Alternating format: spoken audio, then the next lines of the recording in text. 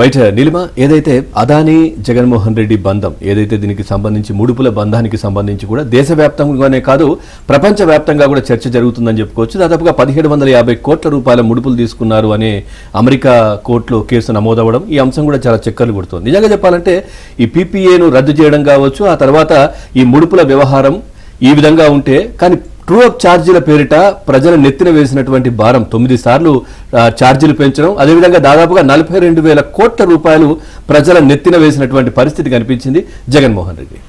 చూద్దాం. పేరుకే సౌర విద్యుత్ కొనుగోలు ఒప్పందం, కానీ అదానీ సంస్థ ఆ విద్యుత్ సరఫరా చేయలేదు. దీంతో 2021 నుంచి 2024 వరకు మార్కెట్లో భారీ ధరకు విద్యుత్ కొనుగోలు చేశారు. ఆ భారం 42,000 కోట్లు. దీన్ని ట్రూ అప్ ఛార్జీల రూపంలో ప్రజల నెత్తిన వేశారు. 2021లో Andhra Pradesh green energy corporation limited పిలిచిన టెండర్లను రద్దు చేయకుంటే సోలార్ విద్యుత్ ఉత్పత్తి సంస్థలు వెంటనే విద్యుత్ సరఫరా చేసేవి. దీనివల్ల మార్కెట్లో అధిక ధరలకు విద్యుత్ కొనాల్సిన అవసరం ఉండేది కాదు.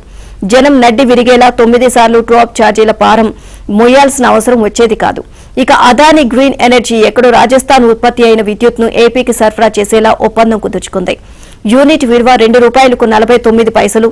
దీనికి అదనంగా పవర్ గ్రిడ్ కు యూనిట్ కు 80 పైసలు చొప్పున ట్రాన్స్మిషన్ ఛార్జీలు చెల్లించారు. ఇక దీని ప్రభావం 30,600 కోట్లు. ఏపీజీఈసీఎల్ టెండర్ల ద్వారా స్థానికంగానే సౌర విద్యుత్ ఉత్పత్తి జరిగితే ఈ భారం పడేదే కాదు.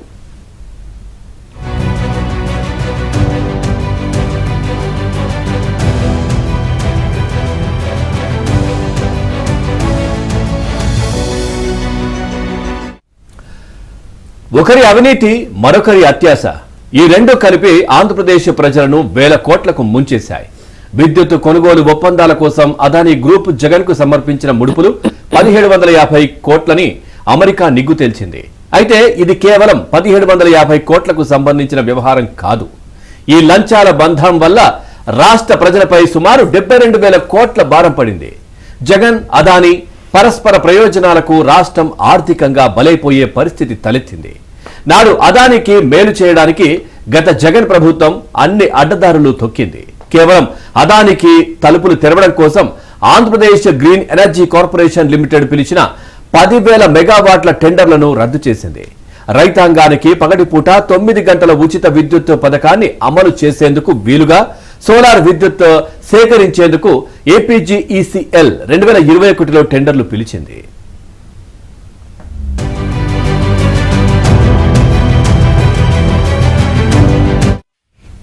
సెకీతో ఒప్పందం చేసుకున్న అదానీ, అజూర్ సంస్థలు 2021లో జగన్ ను కలిశాయి. తాము 9,000 మెగావాట్ల సోలార్ విద్యుత్ ను సరఫరా చేసేందుకు సిద్ధంగా ఉన్నామని వెల్లడించాయి. యూనిట్ ధరను ₹2.92గా పేర్కొన్నాయి. అయితే అప్పటికే గుజరాత్ సెకీ నుంచి యూనిట్ సోలార్ విద్యుత్తును ₹99 తీసుకుంటోంది. మరి అదే సమయంలో ఏపీజీఈసీఎల్ పిలిచిన టెండర్లను బిడ్డర్లు యూనిట్ విద్యుత్తుకు ₹2.49 ఇస్తామంటూ ముందుకొచ్చాయి. ఈ పరిస్థితుల్లో అదానీ, అజూర్ నుంచి అంతేకంటే ఎక్కువ ధరకు యూనిట్ కు ₹2.92 కొనుగోలు చేయడం అసాధ్యంగా మారింది. ఒక ఓవరాల్ గా ఇదే అంశానికి సంబంధించి మరిన్ని అప్డేట్స్ మా కరెస్పాండెంట్ సత్యనాడి తెలుసుకుందాం. సత్య, అదానికి మేలు చేకూర్చే విధంగా జగన్మోహన్ రెడ్డి ఆడిన నాటకంలో 1750 కోట్ల రూపాయలు లంచం అయితే జగన్ కు లభించింది. కానీ రాష్ట్ర ప్రజలపై 72,000 కోట్ల రూపాయల అదనపు భారం పడినట్టు స్పష్టమవుతోంది. అంటే సంవత్సరాల తరబడి రాష్ట్ర ప్రజలు ఈ విద్యుత్ కొనుగోలు ఒప్పందంలో భాగంగా ట్రూ అప్ ఛార్జీల పేరుతో డబ్బులు చెల్లించాల్సి ఉంటుంది. నేడు ట్రూ అప్ ఛార్జీలు, జగన్ ప్రభుత్వం వేసినటువంటి ట్రూ అప్ ఛార్జీలు ఇప్పుడు చెల్లిస్తున్న సొమ్ము కూడా దీనికి సంబంధించినగానే చెబుతూ ఉన్న పరిస్థితి అయితే ఉంది.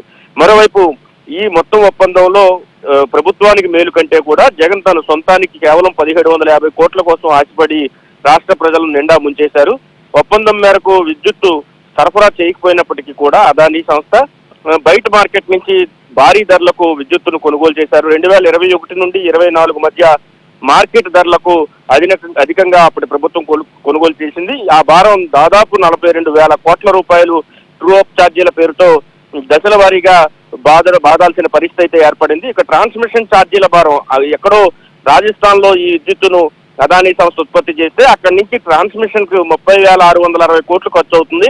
ఈ మొత్తం కూడా భారీ ఎత్తున చెల్లించడానికి ఒప్పందం చేసుకోవడం, ఈ మొత్తం భారం కూడా ఏపీ ప్రజలపైనే పడనుంది. ఇదే విధంగా ఏపీజీఈసీఎల్ 10,000 మెగావాట్లకు సంబంధించి ఏదైతే టెండర్లు పిలిచిందో దాన్ని రాష్ట్ర ప్రభుత్వం కావాలని 9 గంటల విద్యుత్తు రైతులకు ఇచ్చేందుకు పిలిచినటువంటి టెండర్లను కావాలని రద్దు చేసింది. ఒక రకంగా అదాని కోసమే ఆ టెండర్లను జగన్ సర్కార్ రద్దు చేసిందనే వాదన కూడా అప్పట్లో వచ్చింది. ఏబిఎన్, ఆంధ్రజ్యోతి వరుస కథనాలు కూడా అప్పట్లో ప్రసారం చేసింది. ఇక సెకీ నుంచి అంటే గుజరాత్ కొన్న యూనిట్ 1.99 రూపాయలు మాత్రమే అయినప్పటికీ కూడా 2.49 రూపాయలు చెల్లించేందుకు జగన్ సర్కార్ సిద్ధపడింది. అంటే రివర్స్ టెండరింగ్ కనుక ఈ మొత్తం వ్యవహారం వెళ్తే కనుక అక్కడ చొక్కెదురయ్యే అవకాశం ఉంది. కాబట్టి మొత్తం భారీ ఎత్తున చెల్లింపులకు సంబంధించి రివర్స్ టెండరింగ్కి వెళ్లకుండా తనకు ముడుపులు పుడితే చాలని చెప్పి ఆయన 2.49 రూపాయలకు యూనిట్ ధర కొనుగోలు చేయడానికి ఒప్పుకున్నారు. అప్పటికే దేశవ్యాప్తంగా 1.99 పైసలకు మాత్రమే యూనిట్ ధర దొరుకుతున్నప్పటికీ కూడా ఎక్కువ ధర చెల్లించేందుకు వెళ్లేందుకు రివర్స్ టెండరింగ్ ను వెళ్తే కనుక అది సాధ్యం కాదు కాబట్టి వెళ్లకుండా చేశారు.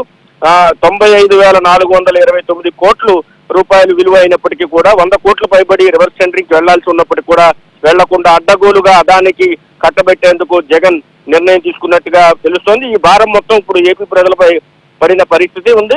మరోవైపు కుదుర్చుకున్న ఒప్పందాలు రద్దు చేయడం, అధిక రేటుకు అదాని నుంచి పవర్ కొనాలని అనుకోవడం, ఈ మొత్తం వ్యవహారం వెనుక 1750 కోట్ల ముడుపు ఆయన తీసుకున్నారు. కానీ రాష్ట్ర ప్రజలను అయితే మాత్రం 72,000 కోట్ల రూపాయలకు నిండా ముంచేసిన పరిస్థితి అయితే నిపుణులు చెబుతున్నారు.